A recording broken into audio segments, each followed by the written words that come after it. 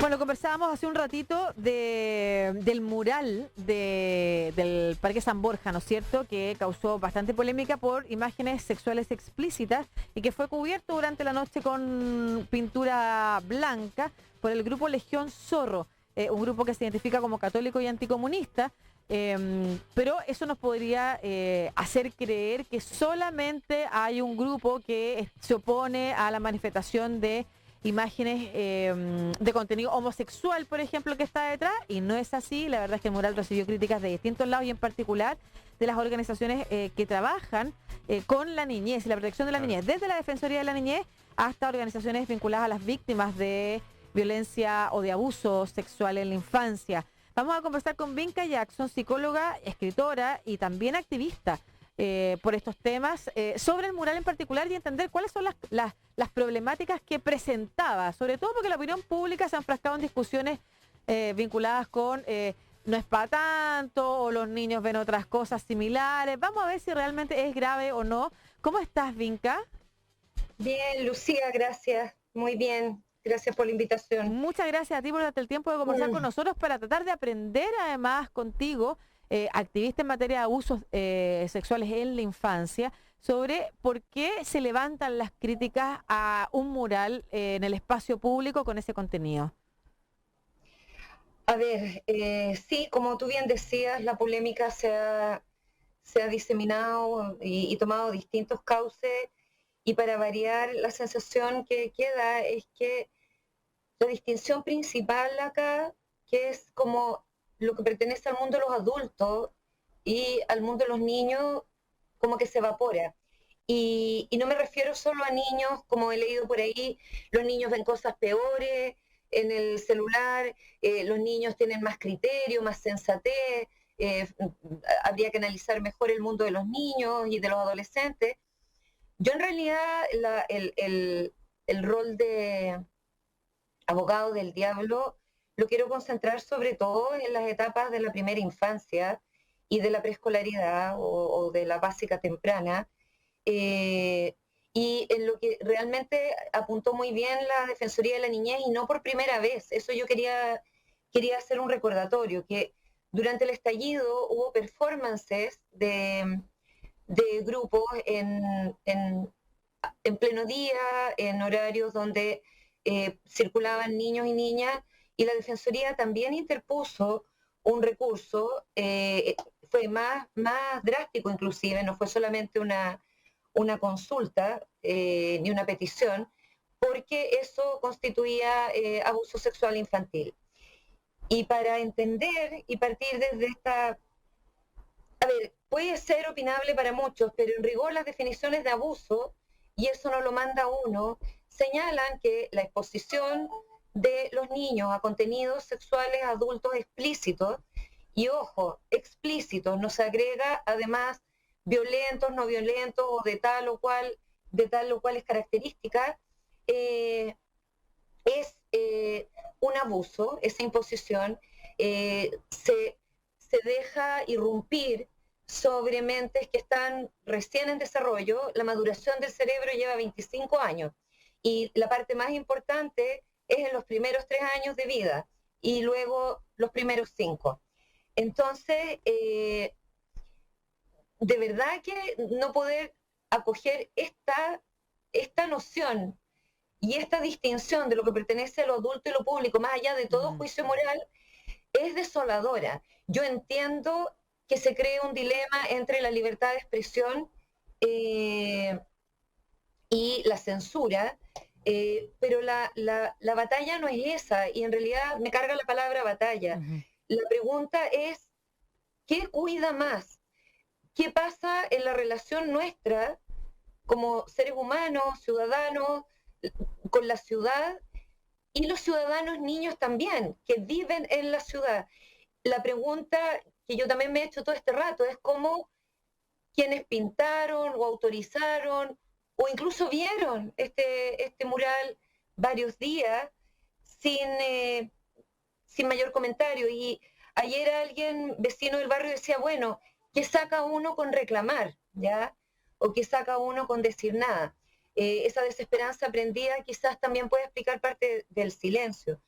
Pero, qué puede haber en la decisión de pintar este mural que no incluye la mirada del otro niño, niña y sobre todo los más chicos, para nada?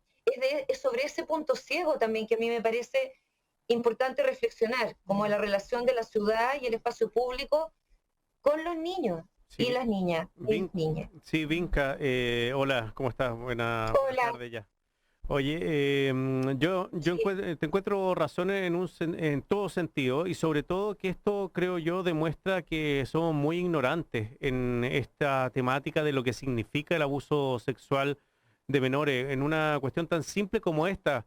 Porque claro, hay podríamos decir, una dicotomía entre la libertad de expresión y el abuso sexual de menores, entendiéndolo de esa manera, pero no es real porque me imagino que ahí hay una cuestión sobre otra en cuanto a ver cómo lo podría Los explicar. derechos. En cuanto a derechos, claro, los el tema derechos, de no abusar sexualmente sí. de un niño adolescente, con estas imágenes está por sobre el tema de pintar un mural en un espacio público. Eso lo podrían exponer en un museo o en cualquier otro lugar, pero privadamente, ¿o no?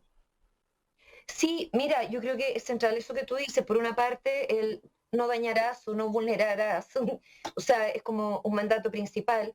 Y los derechos de los niños, niñas y adolescentes, por ser los más indefensos en rigor y los más vulnerables de una sociedad humana, están por sobre incluso esto de la expresión.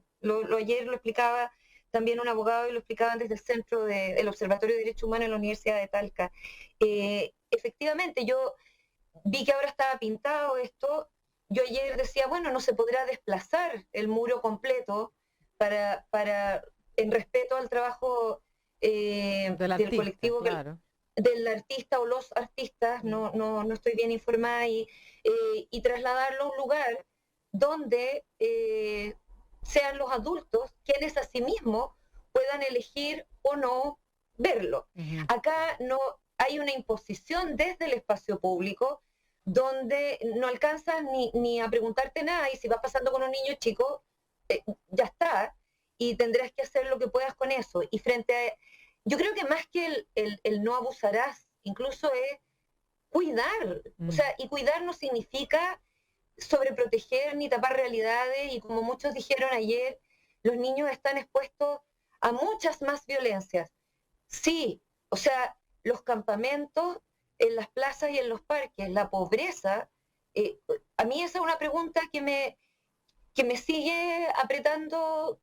Fui mamá a los 19, a los 40, y ahora viene un nieto, y es una pregunta que encuentro de las más difíciles de explicar al mundo infantil junto con la de las violencias sexuales. Mm. O sea, ¿cómo puede ser que un ser humano se imponga sobre otro de esa manera? Y la guerra.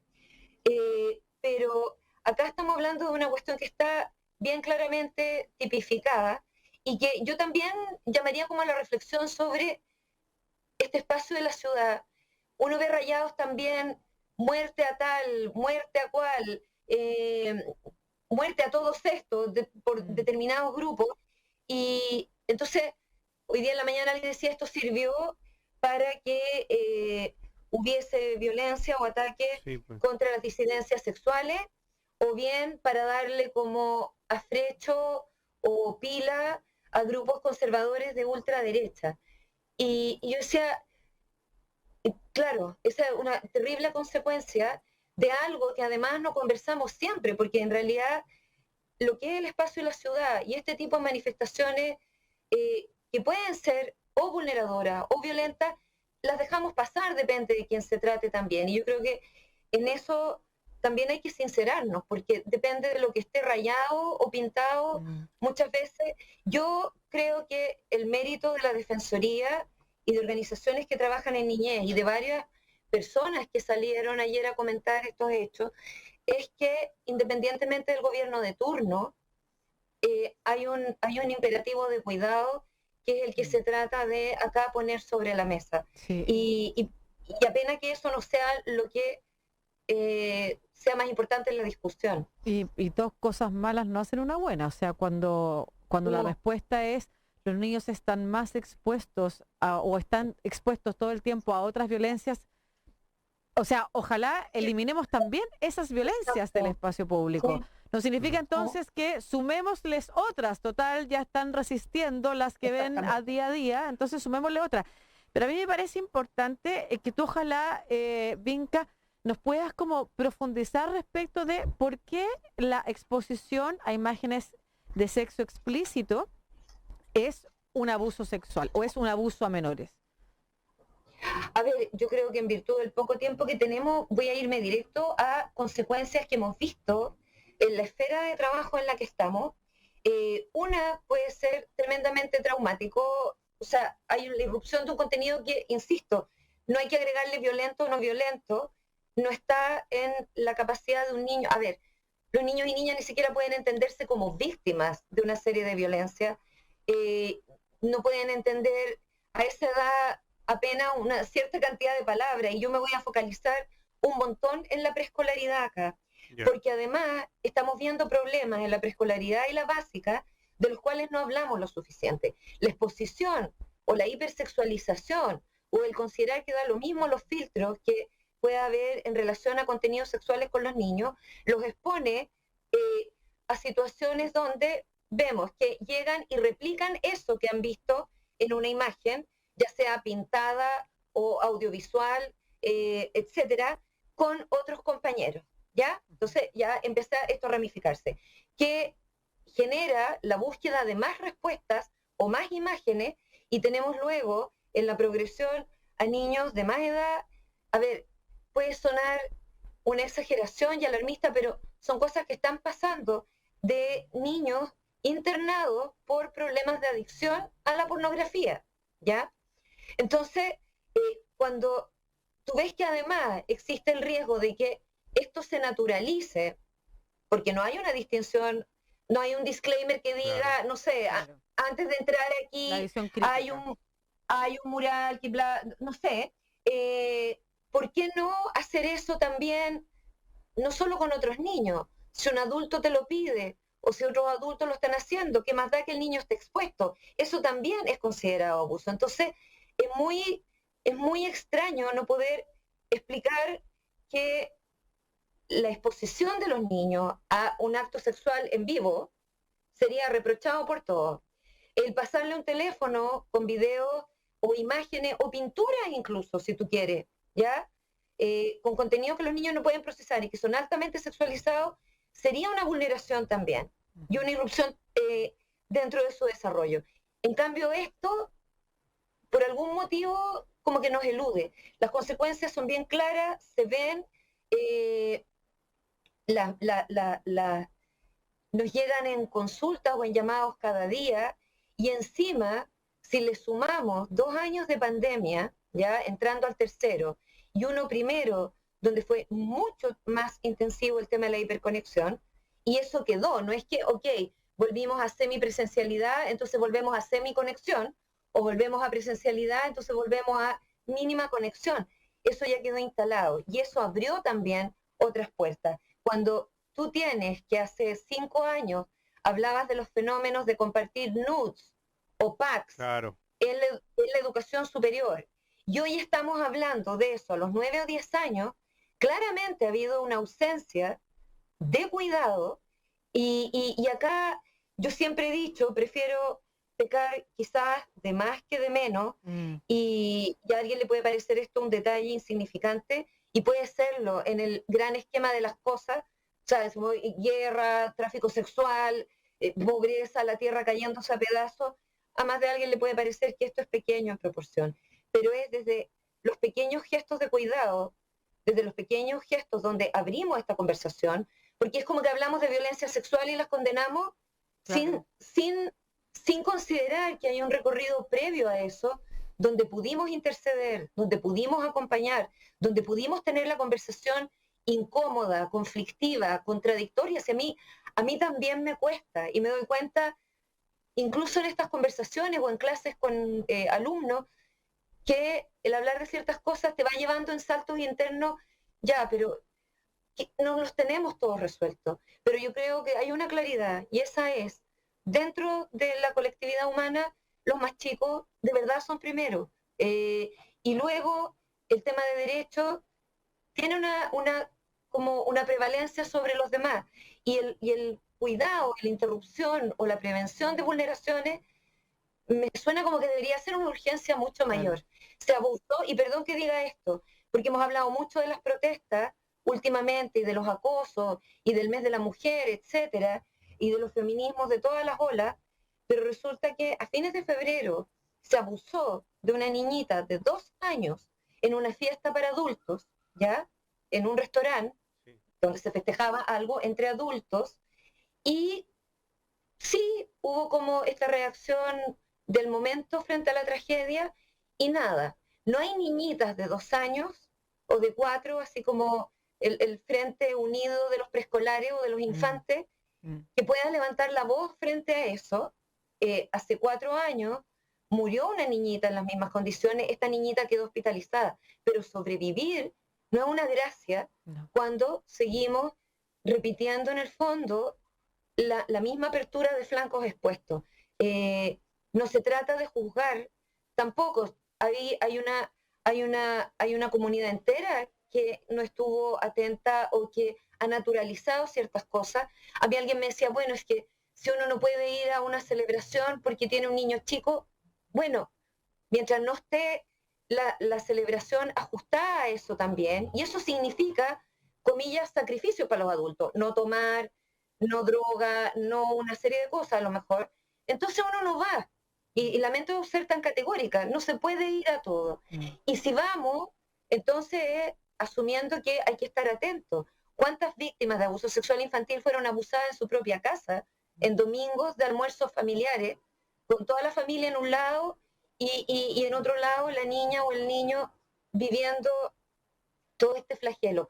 Yo, la verdad, ustedes saben, pasó lo de la iglesia, el primer fin de semana, luego el cambio de mando, luego esto, todas las protestas entre medio, los casos de acoso sexual, y sinceramente uno se pregunta, a ver, ¿podemos detenernos un poco y abrir una conversación más cándida? No me refiero simplista, pero poniendo prejuicios y juicios de lado y realmente tratando de ponderar y empatizar qué significa la violencia sexual como un todo, pero qué significa más aún cuando ese tsunami irrumpe en años tempranos del desarrollo o durante la infancia y adolescencia, cuando, repito, ni siquiera se pueden reconocer bien como víctimas quienes lo están viviendo. Claro. Y sobre todo por ese punto, ese último punto que tú señalas, es tan importante entender cuáles son las esferas de cuidado en los que se puede o cómo se puede entregar mensajes a los niños y niñas que queremos que sepan efectivamente también, no solamente que estén contenidos por los adultos, las adultas, una sociedad completa, sino que ellos también puedan entender en algún momento cuáles son los límites en este camino de autonomía progresiva y otros tránsitos que tienen que realizar. Si no somos capaces de decir, esto no es para ti, esto no lo puedes mirar, ¿cómo ellos van a poder identificar en su espacio privado que esto no se puede hacer conmigo? Y es no todavía, los niños entienden muy bien, esto es para cuando seas grande, esto es más chico, y hay un concepto muy lindo que es el derecho al tiempo. Yo creo que en la medida que podamos acompañar ese tiempo, vamos a estar haciendo realmente un cambio de paradigma social. O sea, los niños también están viviendo muy apurados. Muchas gracias, Vinca Jackson, psicóloga y escritora, conversando, activista además en materias de abuso infantil, por esta importante conversación. Un abrazo. Chao, Vinca. Gracias a ustedes.